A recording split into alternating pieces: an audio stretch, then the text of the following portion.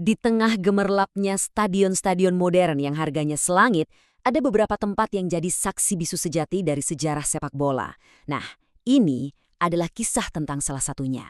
Sebuah stadion yang udah ngeliat lahirnya liga, angkat piala, diambang tepunahan, sampai bangkit kembali.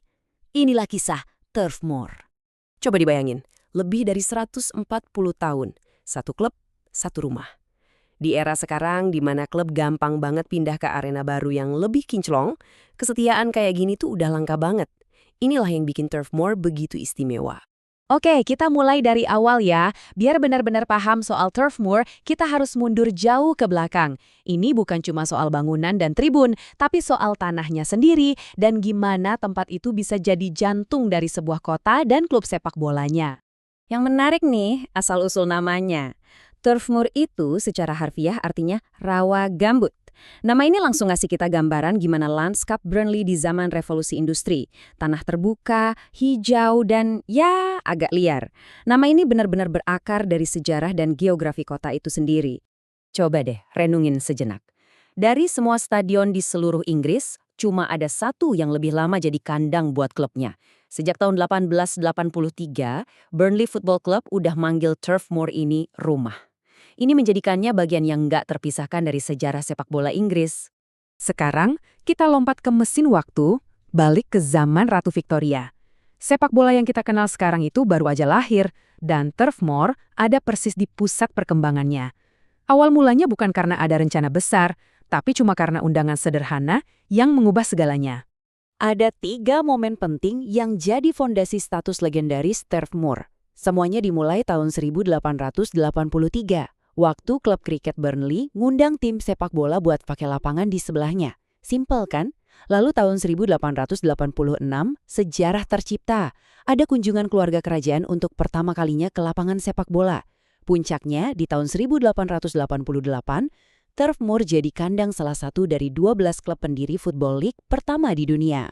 Setiap stadion besar pasti punya masa keemasannya. Dan buat Turf Moor, masa-masa itu benar-benar spektakuler.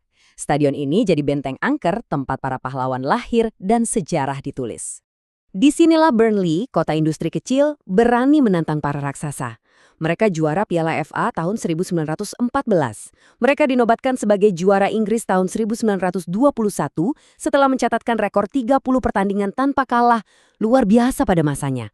Dan mereka mengulanginya lagi di tahun 1960. Turf Moor adalah tempat para raksasa sepak bola bertekuk lutut. 54.775. Angka ini bukan sekedar angka. Ini adalah rekor jumlah penonton di Turf Moor pas pertandingan Piala FA melawan Huddersfield Town tahun 1924. Waktu itu kan tribunnya masih berdiri semua, jadi stadion bisa menampung kerumunan yang jumlahnya hampir sama dengan seluruh populasi pria di kota itu. Kebayang nggak suasananya kayak apa? Pasti pecah banget.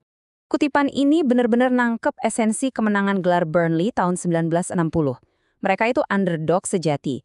Dengan populasi cuma 80.000 orang, Burnley jadi salah satu kota terkecil yang pernah punya tim juara Liga papan atas. Itu adalah kemenangan buat kota kelas pekerja yang diraih di stadion bersejarah mereka. Tapi, ya namanya juga sepak bola, roda itu selalu berputar. Masa-masa indah nggak bertahan selamanya. Buat Burnley dan Turf Moor, tahun-tahun kejayaan diikuti oleh masa-masa sulit yang bahkan mengancam eksistensi klub itu sendiri. Nah, ini pertanyaan yang harus dihadapi Burnley. Saat nasib klub menurun, kondisi stadion juga ikut terbengkalai. Degradasi, kesulitan keuangan, jumlah penonton yang makin sepi, semua ini berdampak buruk, bikin Turf Moor mulai kelihatan tua dan rapuh. Momen ini adalah puncaknya. Bayangin, hari terakhir musim 1987, Burnley ada di dasar klasemen dari seluruh liga profesional di ambang bencana, menghadapi degradasi dari sepak bola profesional untuk pertama kalinya. Nasib mereka bergantung pada satu pertandingan terakhir di Turf Moor. Dengan semua rintangan, mereka harus menang sambil berharap hasil lain berpihak pada mereka. Dan mereka berhasil. Kemenangan dramatis 2-1 itu memastikan klub dan rumahnya selamat. Selamat dari jurang kehancuran itu bukan akhir dari cerita, melainkan awal yang baru.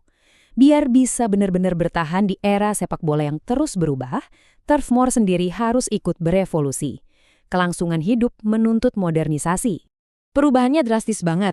Setelah laporan Taylor di tahun 90-an, tribun berdiri yang ikonik itu harus diganti jadi tribun duduk semua. Kapasitasnya anjlok dari lebih dari 50.000 jadi di bawah 22.000. Stadionnya jadi lebih aman dan lebih modern, tapi ini juga jadi penanda akhir sebuah era. Tapi evolusi stadion ini belum selesai. Kembalinya Burnley ke Liga Premier di abad ke-21 membawa serangkaian tuntutan yang benar-benar baru. Bukan cuma soal keselamatan, tapi juga tentang inklusivitas. Di tahun 2015, Liga Premier bikin gerakan besar buat meningkatkan fasilitas bagi para penggemar penyandang disabilitas. Buat stadion tua seperti Turf Moor, ini tantangan berat loh. Merombak struktur berusia seabad biar memenuhi standar modern itu butuh investasi dan rekayasa yang signifikan. Tapi itu komitmen yang harus dipenuhi klub kalau mau bersaing di level tertinggi. Dorongan dari Liga Premier inilah yang memastikan bahkan stadion paling bersejarah pun bisa melayani penonton modern. Ini menunjukkan gimana bahkan sebuah institusi berusia 140 tahun pun harus terus berevolusi agar tetap relevan dan inklusif di puncak permainan. Ini membawa kita ke sebuah pertanyaan terakhir. Saat stadion-stadion baru dibangun dengan segala kemewahannya, apa yang diwakili oleh tempat-tempat seperti Turf Moor? Mungkin nilainya bukan pada fasilitas mewah, tapi pada sejarah yang tertanam di dindingnya, pada kenangan yang tersimpan di tribunnya, dan pada semangat komunitas yang menolak untuk membiarkannya mati. Mereka adalah jiwa sepak bola yang hidup.